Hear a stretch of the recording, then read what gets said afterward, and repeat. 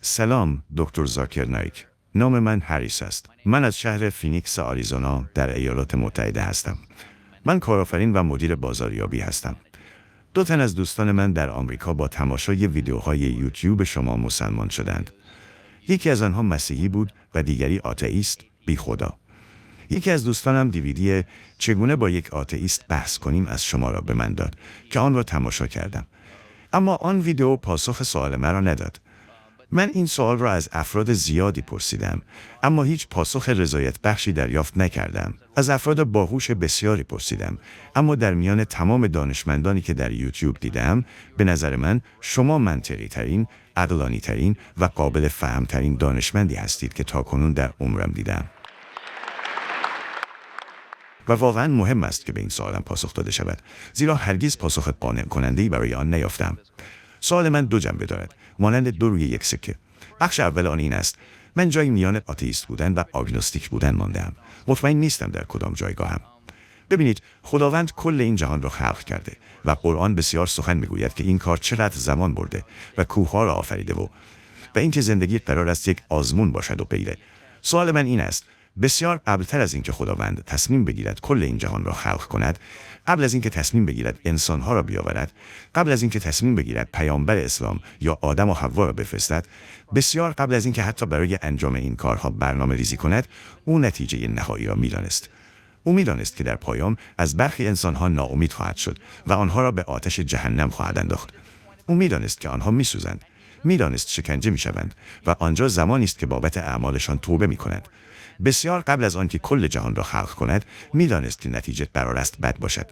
شاید برای عده‌ای که در بهشت هستند خوب باشد، اما او میتوانست آنهایی را که به جهنم میروند نجات دهد، بسیار قبل از اینکه حتی تصمیم به ادامه خلقت بگیرد. با این حال با تمام منطق خداییش تصمیم میگیرد که این کار را انجام دهد. چرا باید بخواهد چنین کاری کند؟ اگر بخواهم سوالم را اینگونه مطرح کنم: چگونه خداوند میتواند آنقدر سادیست باشد که نقشه‌ای را پیش ببرد که میداند سرانجامش به آن شکل ختم میشود؟ این روی اول سکه است. روی دوم سکه این است: اگر به هر دلیلی من باور کنم که بسیار خوب، خداوند عادل مطلق است و همه چیز را درک میکند و خدا بزرگ است، چرا خداوند در قرآن اصرار دارد که به کوه‌ها بنگرید، به پروتون‌ها و الکترون‌ها، همه چیز چقدر هماهنگ است، من چقدر شگفت‌انگیزم؟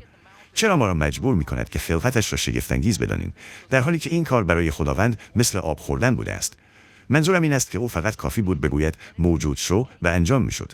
پس چرا باید مسئله بزرگی باشد؟ اگر خداوند این جهان را ساخته که بسیار شگفت‌انگیز است، برای خود خدا که چیزی نیست، پس من واقعا نباید از این خلقت متحیر باشم. او می‌تواند کارهای بسیار فراتر از این انجام دهد. پس درک نمی‌کنم چرا از ما می‌خواهد که به آنچه انجام داده احترام دهیم یا آن را شگفت‌انگیز بدانیم. برادر سوال بسیار خوبی پرسیدند. یک سوال کاملا خردمندانه، سوال بسیار خوبی است. ایشان برخی از نوارهای مرا در یوتیوب حتی درباره آتئیسم دیده‌اند، اما این سوالی که او را آزار می‌دهد پاسخش را نیافته است. سوال را اینگونه مطرح کردند که خدای متعال همه چیز را می‌داند قبل از اینکه آسمان و سپس زمین را خلق کند، قبل از خلقت انسان. حتی اگر یک نفر هم به جهنم برود، او می‌توانست کمک کند و جلوگیری نماید. می‌توانست کاری کند که ناامید نشود. البته من پاسخ می‌دهم.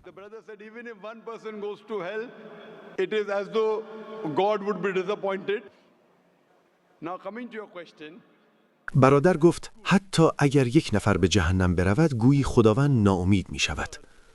حال می رسیم به سوال شما. من مدرسه ای را اداره می کنم، مدرسه بین المللی اسلامی. شاید شنیده باشید. اگر معلمی یک امتحان برگزار کند و در حالی که امتحان در جریان است، او در برگه ریاضی بنویسد 2 + 2 = چند است و دانش آموز روبرویش بنویسد 5. معلم می تواند خیلی راحت به دانش آموز بگوید 5 را تغییر بده به 4. آیا این عادلانه است که معلم در حین آزمون و امتحان دانش آموزی را که پاسخ اشتباه می نویسد اصلاح کند؟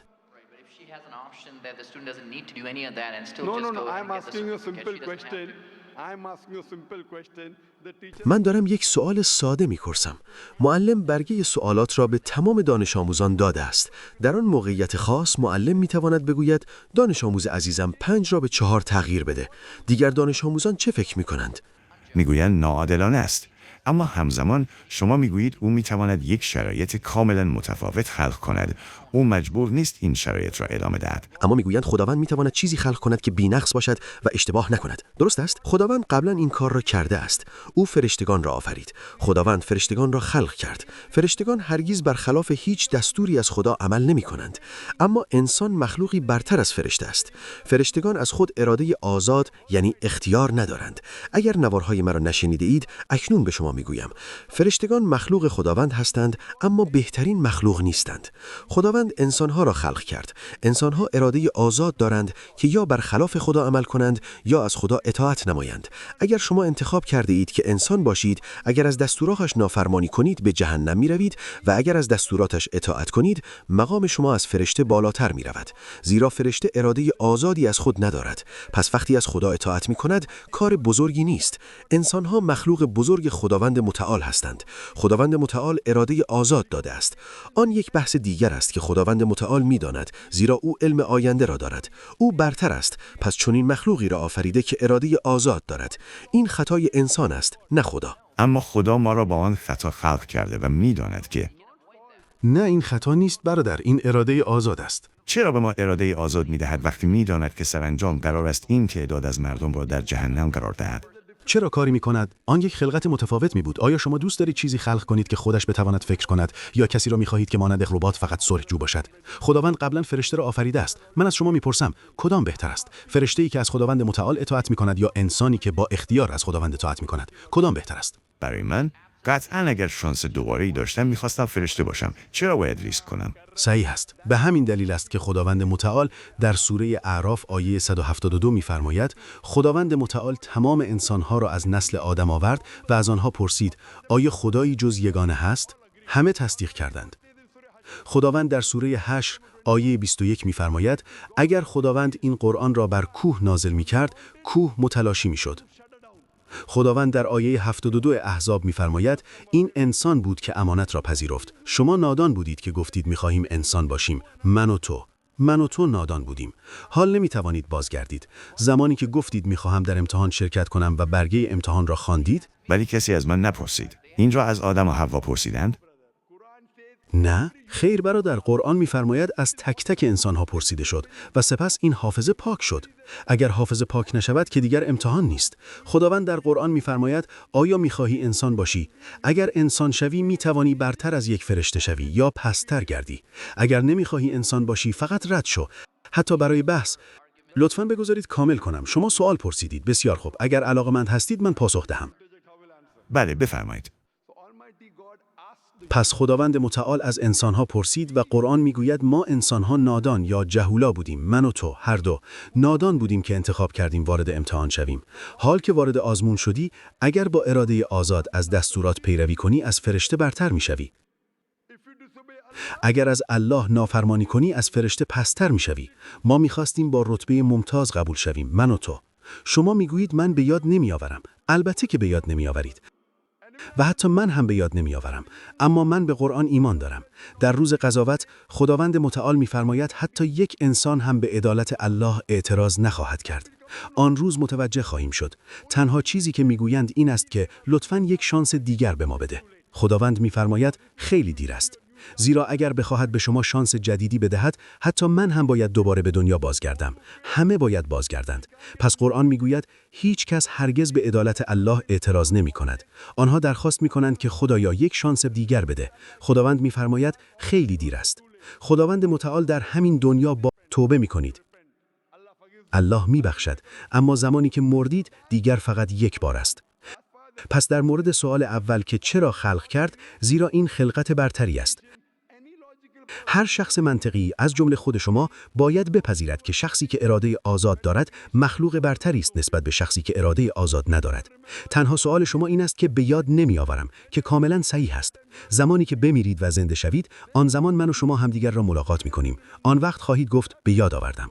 حتی من هم اکنون به یاد ندارم، اما ایمان دارم که قرآن نمیتواند اشتباه باشد. زیرا از نظر علمی اگر سخنرانی من را شنیده باشید، 80% قرآن با علم امروز 100% تطابق دارد. 20%ش مبهم است، نه درست است و نه غلط. پس منطق من میگوید اگر 80%ش 100% صحیح است و حتی 0.1 آن 20% هم غلط نیست، پس منطق من میگوید حتی این 20% هم باید درست باشد. من یک شخص علمی هستم، من یک شخص منطقی هستم. پس به گفته قرآن باور دارم که ما انتخاب کردیم. اگر انتخاب نکرده بودید، می توانستید خداوند را بازخواست کنید که چرا مرا انسان ساختی. آنگاه خداوند مختر بود. اما خداوند در قرآن می‌فرماید که او پرسید، کوه‌ها ترسیدند. همه چیز بی‌نقص است. ما انسان‌ها این گزینه را انتخاب کردیم. اما آیا به یاد دارید که از شما پرسیده شد؟ من به یاد ندارم. اگر پاسخ من را شنیدید، حتی من هم به یاد ندارم. اما اگر به یاد داشته باشید، پس امتحان کجاست؟ تصور کنید اگر معلمی به شما چیزی می‌آموزد، معلم به شما کتاب می‌دهد. معلم باید برای امتحان کتاب را از شما بگیرد. اگر معلم بگوید بسیار خوب، کتاب را بردار و پاسخ بده، امتحان کجاست؟ پس از اینکه امتحان تمام شد، می‌توانید در خانه چک کنید یا خیر؟ برادر، به من گوش کن. بعد از اتمام امتحان آیا می‌توانی در کتاب درسی چک کنید یا خیر؟ قطعاً. اما در حین امتحان آیا می‌توانی چک کنی؟ خیر. پس اکنون امتحان در جریان است برادر. وقتی تمام شد می‌توانی چک کنی. اگر به معلم بگویی من می‌خواهم کتاب درسی را ببینم یادم نیست، خیر، در حین امتحان نمی‌توانید به کتاب مراجعه کنید. این تقلب محسوب می‌شود. صحیح است. پس زمانی که امتحان تمام شد اگر به یاد نیاوردید به خدا بگویید این غیر منطقی است. اما قرآن میگوید حتی یک انسان هم به عدالتش اعتراض نخواهد کرد. بگذارید امتحان تمام شود.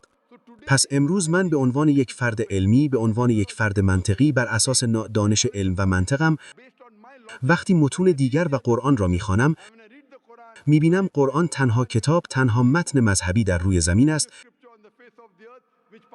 که در این آزمون سربلند میرسد. بنابراین من به عنوان یک فرد علمی و منطقی میپذیرم که بسیار خوب این گفته قرآن هم باید درست باشد. من به یاد نمیآورم. این همان امتحان است. اگر به یاد میآوردم امتحان کجا بود؟ پس این پاسخ بخش اول سوال است. بخش اول که میگفتید خداوند سادیست است، خداوند سادیست نیست. برای مثال من دانشکده پزشکی را انداختم. من میخواهم دانش آموزان مدرسه وارد پزشکی شوند. چند دانش آموز که به مدرسه میروند وارد دانشکده پزشکی میشوند. فقط حدودی میتوانی حدس بزنی؟ تعداد اندکی، شاید کمتر از 5%، کمتر از شاید 1%. پس چرا دانشکده ای ساختی که فقط 1% میتوانند واردش شوند؟ این برای برگزیدگان اندک است. به همین شکل خداوند بهشت یا جنت را ساخت. هر کسی نمیتواند به جنت برود. چرا نه؟ ببخشید؟ چرا نه؟ چرا همه نمیتوانند به دانشکده پزشکی بروند؟ زیرا این ظرفیت انسان است. اگر انسان‌ها توانایی این را داشتند که به همه دانشکده پزشکی بدهند میدادند. این روش پذیرش ماست. به همان شکل هر کسی نمیتواند پزشک شود، تنها کسانی که ظرفیتش را دارند. به همان شکل هر کسی نمیتواند به جنت برود. برای درجات بالای بهشت ما باید تلاش کنیم. خداوند به شما ظرفیت داده است. اگر از هدایت او پیروی نکنید نمیتوانید. اگر از هدایت او پیروی کنید رفتن به جنت بسیار آسان است. اگر باهوش باشید بسیار آسان است. اگر باهوش باشید و اگر با خودتان صادق باشید. تو را به چالش میکشم که این برنامه را به مدت 10 ثانیه اما اگر با خودتان صادق نباشید، حتی یک انسان غیر باهوش هم میتواند به جنت برود. تنها باید صادق باشید. خداوند گزینه‌های مختلفی به شما داده که چگونه از او پیروی کنید. برخی مردم فکر می‌کنند زرنگ هستند. من به آنها میگویم زیادی زرنگ هستند. اگر باهوش بودند می‌دیدند که کاملا شفاف است، سیاه و سفید مشخص است که این کلام خداست و باید از آن پیروی کرد. به همین دلیل است که فرانسیس بیکون گفت دانش اندک در علم تو را آتئیست می‌کند، دانش عمیق در علم تو را به خدا مؤمن می‌سازد. پس من نمیگویم خدا سادیست است. من گفتم ما نادان بودیم که انتخاب کردیم در امتحان شرکت کنیم، نه خدا. خدا به شما گزینه داد. می‌خواهید چه باشید؟ ما انتخاب کردیم. پس ما مسئول هستیم، نه خدا. خدا سادیست نیست، ما نادان هستیم. این چیزی است که قرآن میگوید. در روز قضاوت انشاءالله متوجه خواهید شد. من و شما هر دو. انشاءالله اگر من به جنت بروم، انشاءالله دعا میکنم. خدایا شکرت، من انسان خوبی بودم و انتخاب کردم که انسان باشم. اگر رد شدید، آنگاه ما خودمان را لعنت خواهیم کرد. امیدوارم پاسخ سوال را داده باشم. حالا بخش دوم ببخشید، بخش دوم چه بود؟ که حتی اگر باور کنم او چقدر قادر مطالعه است، چقدر داناست، چرا اینقدر اصرار دارد ما را متقاعد کند که به کوه‌ها نگاه کنید، به الکترون‌ها و پروتون‌ها نگاه کنید؟ بخش دوم سوال این بود که چرا خداوند متعال از کوه مثال می آورد که این را خلق کرده است؟ برای او اینها ناچیز است. میدانی چرا فکر میکنن او این چیزهای ناچیز را میگوید؟ کوهها میلرزند. توی انسان برتری، چرا نمیفهمی؟ اگر قرآن بر کوه نازل میشد، کوه فرو میریخت و کاملا نابود میشد. اما برای ما انسانها هیچ تفاوتی نمی کند. این مثالها را می آورد تا نشان دهد این چیزهایی که بسیار قدرتمند هستند، کوهها و غیره که خلق کرده است، در برابر ارادهش تسلیم می شدند. چرا توی انسان تسلیم نمی شوی؟ او تلاش می کند مثالی بزند که ما نادان هستیم. او تلاش نمی کند از خودش تعریف کند و هرگاه از ما می خواهد او را ستایش کنیم یا وقتی می گوید الله اکبر، خدا بزرگترین است، آیا فکر می کنید این خدا را تغییر می دهد؟ خیر. چه 1000 بار بگویید الله اکبر و چه 1,000,000 بار، او نمی تواند بزرگتر شود. او همین حالا هم بزرگترین است. دلیلی که ما این چیزها را میگوییم این است که این ذهنیت انسانی ماست، طبیعت انسانی ماست که از افرادی پیروی میکنیم که مشهور هستند. ما از افرادی پیروی میکنیم که ستایششان میکنیم. برای مثال، مادرتان دچار حمله قلبی شود. یک شخص ناشناس در خیابان هست که درمانش را ارائه میدهد و شنیده اید که بهترین متخصص قلب در جهان دکتر ایکس است. اکنون نصیحت دکتر ایکس را پیروی میکنید یا شخصی در خیابان که نمیشناسید؟ دکتر ایکس. چرا؟ چون دکتر ایکس مشهور است. مردم او را میشناسند. او بهترین در جهان است. به همین دلیل در نمازمان، در زندگیمان میگوییم الله اکبر، الله بزرگترین است، الله حکیمترین است، الله هوشمندترین است. چرا؟ اگر این را بگوییم به الله سودی نمیرساند، به ما سود میرساند که اگر ستایشش کنیم از او پیروی میکنیم، اگر پیروی کنیم به جنت میرویم. برای الله ما هیچ تفاوتی نمیکند. بنابراین الله می‌فرماید آیا ایمان نمی‌آورید؟ آیا تعقل نمی‌کنید؟ این یعنی قرآن برای درک کردن مردم نازل شده است. پس او این مثال را می‌زند نه برای اینکه خودش را بزرگ کند. او همین حالا بزرگترین است. چه 1,000,000 بار بگویید خدا بزرگترین است، تفاوتی برای خدا ایجاد نخواهد کرد. او این را به شما می‌گوید. الله در قرآن می‌فرماید الله به شما نیازی ندارد، شما به او نیاز دارید. پس وقتی ستایشش می‌کنیم، این روانشناسی انسان است که شخصی را که ستایش می‌کنید، شخصی را که بزرگ می‌دانید، تمایل دارید از نصیحتش پیروی کنید. با پیروی از نصیحت او، این به شما سود می‌رساند، به او سودی نمی‌رساند. او همکنون بزرگترین است، او همکنون بخشنده‌ترین است. پس اینها قوانین و مقرراتی هستند که وضع شدند. او خالق ماست، او ذهنیت ما را می‌شناسد. شما دانشجوی علم هستید، درست است؟ من هم دانشجوی علم هستم. لحظه‌ای که متوجه می‌شوم الله به این حقایق علمی اشاره کرده که ما امروز شناختیم، 50 سال پیش، این ایمان مرا به الله افزایش می‌دهد.